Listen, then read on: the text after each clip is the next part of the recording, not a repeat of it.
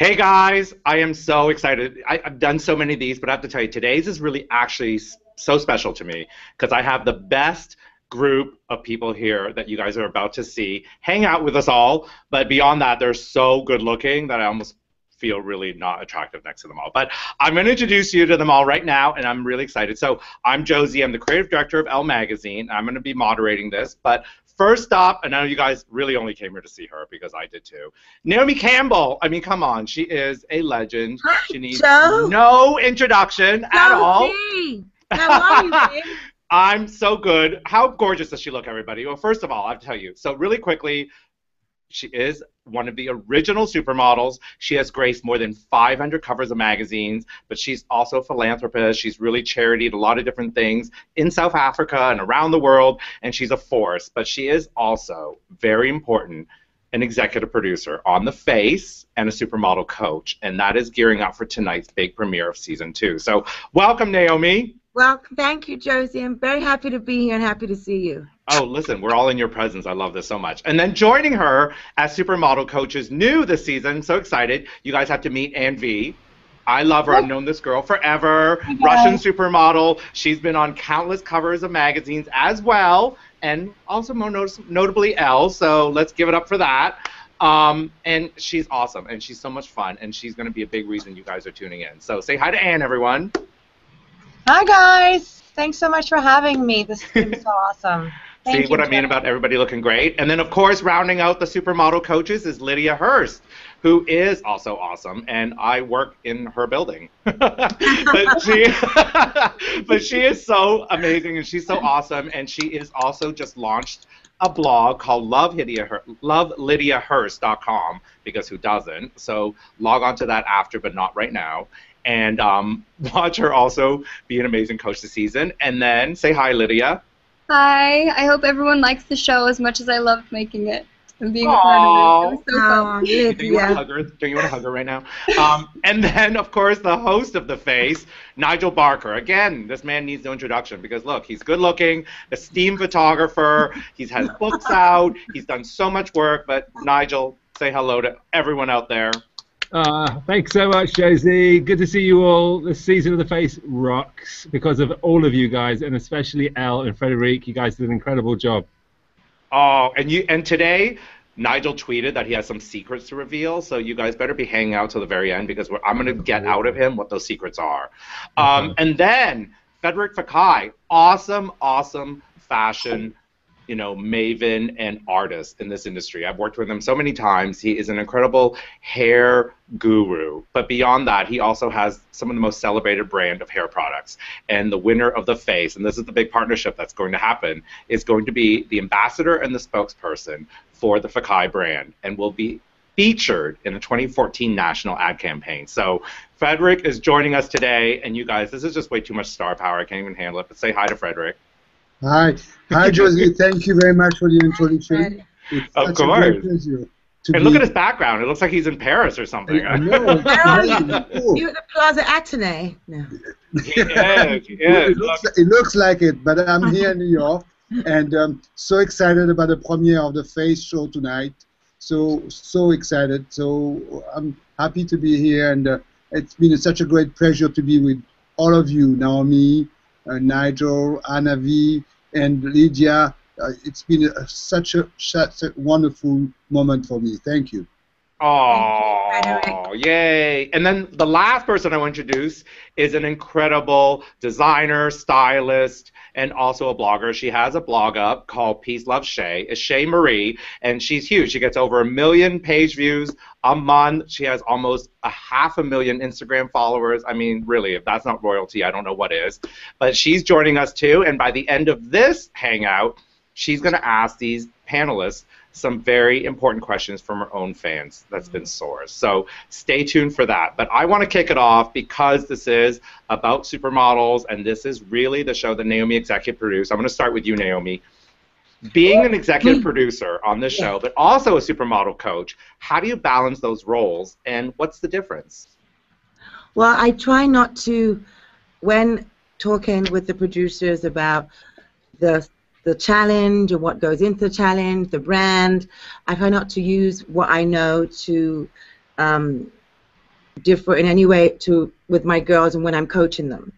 I do keep a boundary. I keep a strict boundary. But when the cameras stop rolling, doesn't mean I've stopped rolling. It doesn't mean I'm not going to go home and I'm not on the phone talking to the producers saying, well, look, we need a brand tomorrow. We haven't got a brand. Someone's cancelled. We need a photographer. I mean, it happens all the time. Things change.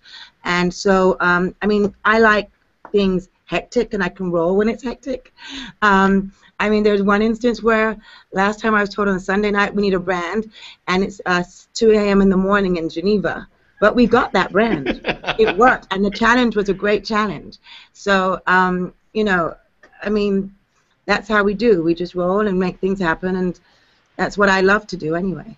Well, because no one tells Naomi no. But I think the big thing but what's the best thing is everyone, and I think Nigel can even agree with this, everyone that we've asked to partake in the show, as busy as they've been, because we always seem to be at fashion weeks, they're giving up their time graciously. They want to support the show. Look, when Naomi calls, you answer the phone. Nigel! But for sure, listen, one of the great things, season 2, is that everyone saw how great the show was season 1, and they wanted in. They trusted us. The fashion industry loved this show as well as the worldwide audience. And so as a result of that, people trusted us. That's why we have people like Frederic on board this season. Frederic Fekkai was amazing and up the ante, as well as ELLE. We're so happy for it, and it really rocks this season for that reason. I think a lot of people, if they didn't realize from season 1, is that because Naomi is an executive producer on the show is very authentic. This is really what girls go through, and this is really what the industry is about. So it's not just a bunch of running around for the sake of TV, but people really have to go through these things. You say that, Joe Zee, means a lot to all of us, because if you think it's authentic, this is what we want to portray. We don't want it to be misleading in any way. We want it to be real to life, as what the girls are going to walk out of the door from the face and experience when they go into a casting tomorrow, let's say. So, my first job was with you guys, with ELLE. I love that. I love that. Well, Anne, do you think there is that level of authenticity? What traits do you really look for? Getting cast as a model isn't easy. So what do you feel like you had to bring out in your girls in order to get them prepared for this industry? Because it's a tough industry. All our challenges are really so authentic. I think they're actually a lot harder than what's happening in a real life, because they are on set every single day, and we're not. So I have no idea how they pull through it, and they did such a great job. But also, our industry is so unpredictable, and you really have to kind of, get along with the punches really quickly, and I think our girls did a really great job at it. And I think what I would teach any girl is, I think the most important thing is you have to bring out your personality, because there's so many girls out there. There's so many models who are beautiful, but you have to stand out somehow. So you have to bring whatever is really special about yourself out. And you have to be nice. No one wants to work with mean people. Everyone wants to have wonderful atmosphere on set. And you have to be persistent as well, because this is the kind of job that you go up and down. And if you really, really want to be a model, you got to stick around. But you have to have that willpower and that passion about our industry. Well, Anne, you didn't get mean once. Come on, once. A little bit. Oh, she did. Just a little bit. A little bit. Well, Lydia definitely did. Oh, Lydia, I want to hear. Come on, Lydia, tell us. Let's put it this way. This is different because, with, all of us, we're in competition. We're all three of us, Naomi, Lydia, and I, we all have very strong personalities, and we live for our girls. We don't want our girls to lose. So of course we're going to battle with each other, and of course we're going to have confrontations. Of course we're going to fight, because we don't necessarily agree on our mentoring styles with each other, and we don't have to. That's the reason why we have our girls. But as much as we got so wonderfully along, and this has been such a great team to work with, of course we had our moments. But wait, Lydia, I want to hear. More because it wouldn't be real. Wait, Lydia, so are you more about a tough love mentor, or are you more about a nurture mentor?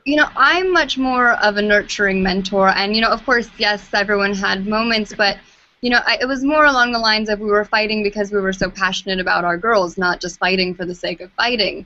And it is very challenging, not just mentoring the girls, but working as the stylist and the choreographer, and those are some things that I've actually never had to do myself. I've always had people do that for me on set, so it was a really rewarding and eye-opening experience because I learned a lot too being a part of the show.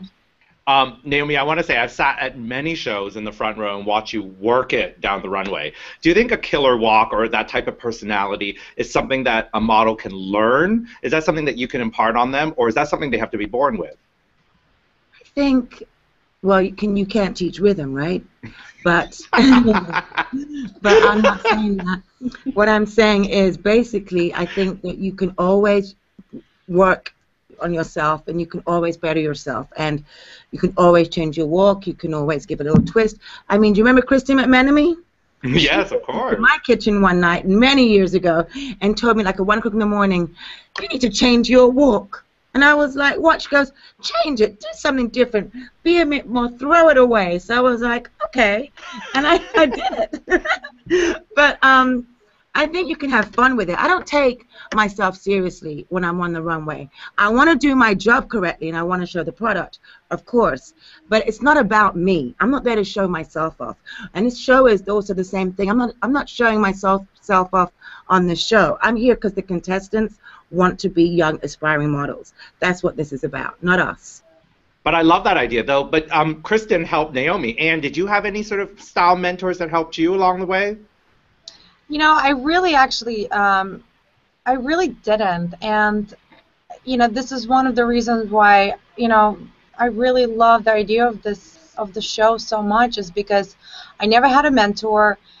You know, like these girls, I started very young, and because I didn't have anyone, it was really tough for me, and I wish I had someone to help me out with any advice that they had regarding my modeling career, or just, you know, be there for me when I first got to New York and didn't know how to open a bank account, or when I liked the guy and he broke my heart. You know, just small little things. I think having someone there for you who is not your agent, who's not a lot older, who is a little bit older and has been in this industry for a long time. And I think, you know, there's so much good in the show, and I'm so happy that I can give all these experiences that I've had to the girls and be there for them during the show and beyond the show. Wait, Nigel, I want to ask you, though, because you used to model, but now you cast models. So is there something that you look for, some special trait, that special something that you can't describe or you can describe, when you're booking someone? For sure, and I think you will all agree that you know, in the modeling industry there are so many obviously physically attractive women. What makes somebody a big star? What makes that person into a supermodel? It isn't the fact that they've got perfect skin or they're a certain height or they're a certain look. It's really to do with their personality. It's to do with their motivation, their energy, their drive, their confidence. You add all of that together, and that's what inspires people. It's the same reason why we fall in love. And it's that kind of concept which makes one girl, like a Kristen McMenemy, who may not be conventionally, you know, attractive in what everyone thinks, but designers love them because they make them, you know, want to design, want to take photographs, and that's what we're looking for. And that's really the secret to being a huge success, is being yourself and being confident enough to know that you're worth it. And being a muse to really being to an artist. Wonderful designers. And, you know. Absolutely. But Frederic, I want to hear from you then, because one of these girls from this season is going to be your muse. They're going to appear in your ad campaign. What qualities are important for you? Like, what would you be looking for in one of these girls? You know, for me, it's so important that it's beyond beauty. I mean, of course, I think the beauty comes out from a spokesperson of a brand should be, you know, a person with a great confidence, carefree, effortless, chic. To me, it was very important to find out, you know, somebody who could just have this allure of je ne sais quoi, you know, and a look that is not so stiff, not so contrived, not so predictable. That's great. A person has to have that, you know, décoiffé, coiffé, that is, you know, lived in. It's a style that moves, that is, it is comfortable at all time.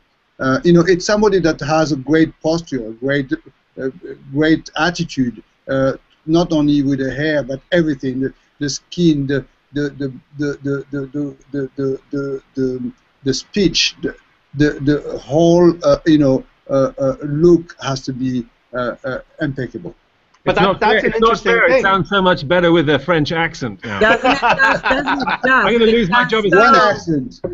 Everything is better everything with you a say, French accent. I'm there. We're all there.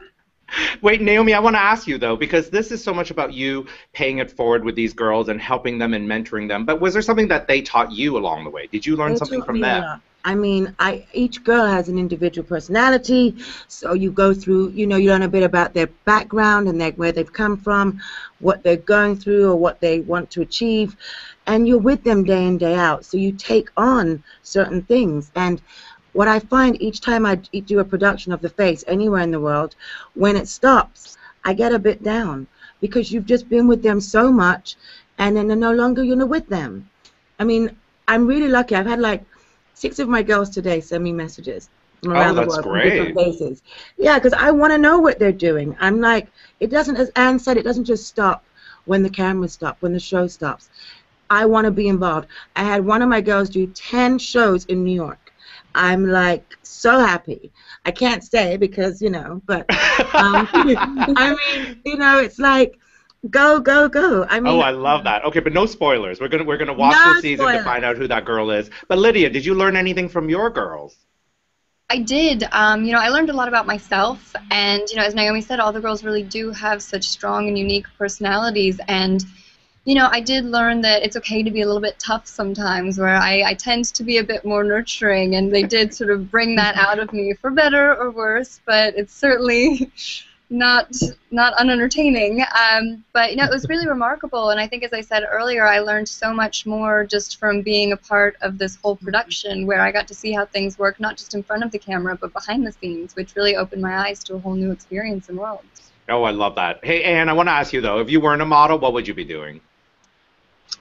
Besides looking gorgeous, there has to be something else. Thank you. Well, being a model was my ultimate dream that I never thought was ever going to happen. But I really wanted to be a chemist.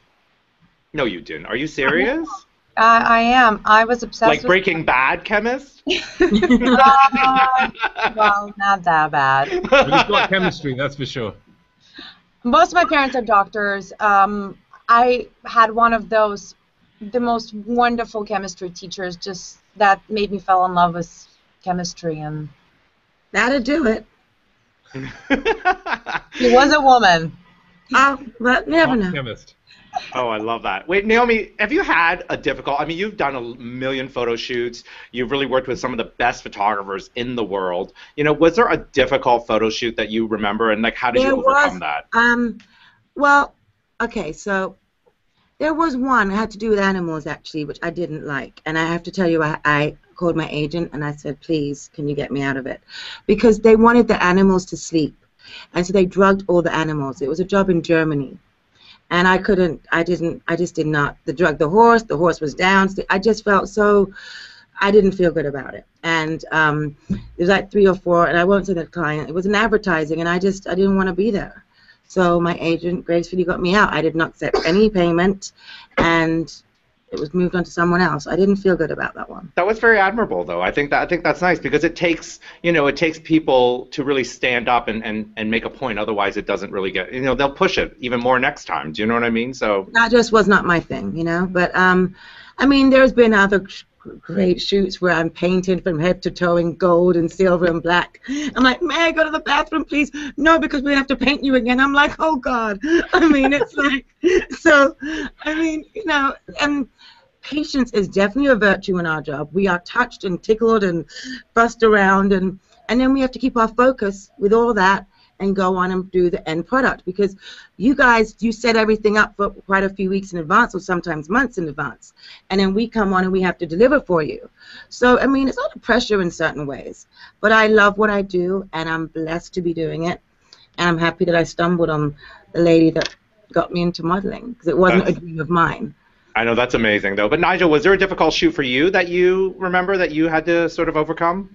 I've done all kinds of weird and wonderful shoots, but at one time I was actually hit by, talking about animals, I was actually struck by a bull in a bull ring, No. Oh Actually, I my didn't get out of God. the way quick enough. So, you know, the lens didn't make. I wasn't aware of how close the animal was to me as I was taking the picture. And unfortunately, by the time I brought my lens down, it was almost on top of me. I got out of the way, but it clipped me. I was lucky it didn't get me. Otherwise, it would have been 200 pounds or 2,000 pounds rather, and would have knocked me flat. But it actually ripped my shirt and cut me up the back. But I got away, survived. So that was pretty hairy. Did you Oh get my hurt? God. Did the bull get hurt or me? Did you? I got a little cut, little flesh wound, but you know, just something to brag Where about. were you? Spain? I was in Barcelona. I knew it. Yeah. Yeah. Everyone thinks fashion is so glamorous. We're getting hit by bulls. I mean, Anne, was there a difficult shoot for you? Well, you know, of course we have those shoots that you are in furs at 150-degree weather and, you know, in the bathing suit in the snow. I mean, I think the hardest one for me was when I was shooting for Sports Illustrated at the Rock and Roll Hall of Fame in Cleveland. And we were shooting was one of things from the music video The Wall. And it was so high up, and I was standing on a huge platform and ginormous hills, and I could see literally like 8 flights down, and literally one step, and I would be falling down. And I am not afraid of heights, but that was probably the scariest thing I've ever kind of experienced. But, you know, but this is what we do. In a way, it's so exciting because I like to get challenged, and I like to be crazy, and I like to go an extra mile. I don't like to tell people I can't do this. I am the first one who says I can do it, and I always try. And, you know, it's nice to push yourself. Wait, Lydia, I want to ask you, though, this season, don't give any spoilers away, but were there some really crazy photo shoots that we're going to be able to, like, be a part of and see? You know, there's a lot of really fun photo shoots, but one of the big challenges that I think all of us are facing in fashion is it's not just about the photo shoots, it's a lot about the viral videos. So it's not just being a beautiful girl on the pages of the magazine, but it's being able to emote, have that personality, the charisma, and the voice, and be a model on top of all of that. See, that's an important thing, because today being a model isn't just being a pretty face. You have to be able to do it all Exactly, you have around. to be able to do so much more. Frederic, what I want to ask you then, if they are going to be the spokesperson and the ambassador for your brand, what is the one thing that you want them to sort of really champion? Is there a product from your Fekkai line that everyone needs to know about? Well, you know, that is actually the $1 million question. Well, it's not my $1 million, it's one of the winners. Exactly. Yeah. Well, you know, a great product in our line, it's actually a product that can change a bad hair day to a good hair day. So here we have a brilliant glossing cream, which is incredible because it's a product that adds shines and takes the fly away, tames the hair down, brings hair to a great movement, and so it's basically a product that I call it a rescue kind of a beauty product. Oh, I love it. Okay, well, maybe we'll have to be able to tune in every single week in order to see all these products come into play. I'm going to throw it right now to Shay Marie from peaceloveshay.com, and she's got a bunch of questions that are fan sourced that I know she wants to ask all you guys. So take it away. Hi, guys. Thanks so much for having me. It's been so interesting listening to all your stories, and of course I'm so excited to watch the show tonight. But yeah, so I asked my followers if they had any questions for you guys, and I actually got a lot, and I kind of picked 4 of my favorites. The first one, Joe Zee, you kind of asked already, but I think it's a little different, so we'll try it. It's for Ann V, and I'm just going to read it to you guys. It says, I'm a model and trying to decide what my plan B or second career path should be. Did you ever have a backup plan, and what will you pursue when you stop modeling? Well, you know, I got incredibly lucky because I started modeling when I was 15. It was always my dream. But, you know, I've always been a great student, and I always knew that I can use my education at any time, you know, if things don't work out as planned. And I think the most important thing is, like, I mean, I started when I was 15 years old, and I think it was a little too young. I think girls should finish school at least and, you know, get that high school education, and then they're adults and they can decide for themselves what they want to do.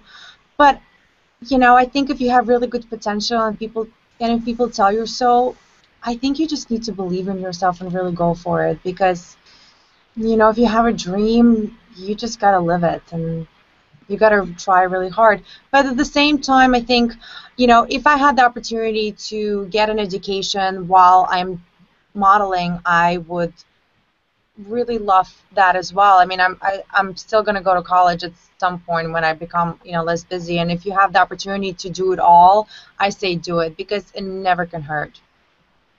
Of course, agreed. I think we all could say that beauty isn't anything without brains to back it up. So Absolutely. Okay, the next question is for Naomi, and it says, what do you think is the #1 thing needed to maintain career longevity? I think you have to have versatility, take the risk in changing yourself, not taking yourself too seriously, challenging yourself, like you look at the great careers of Linda, Christy, they're still going. And I think Iman, you have to just keep reinventing yourself. There's not just one look to a model. We want to see the models that last are the models that have many looks. I think Joe Zee would agree with me. That can be transformed into many commercial, editorial, anything. And can do that throughout their 20s, their 30s, their 40s. So I think that's what really, for me, that's the kind of model I look at when I think of longevity and a really great history of, and leaving a legacy of their work behind. Absolutely, great answer.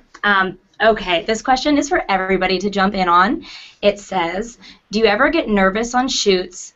I photograph really well naturally and then seem to blow it under pressure, and how do I get over it? So whoever wants to jump in on this one. Even the guys, come on. Nervous on shoots? I do, actually. I get nervous for the first hour. The first hour, because even if I say it's Patrick D. Marchelier or Stephen Meisel, or Gilles with you, Josie, I still would feel like it takes me an hour just to, even though you've known for 20 years, you still feel a little bit self-conscious. You have to get into the groove. You just need to, once you take the first picture and the flow's good, it all goes fine. But it takes a minute on the first picture, I always find, to just, understand what everybody wants, what the client wants, what the magazine wants, what the photographer wants, what the look is of what you're wearing, and to get into that character. Yeah, of course. Anne or Lydia, what about you guys?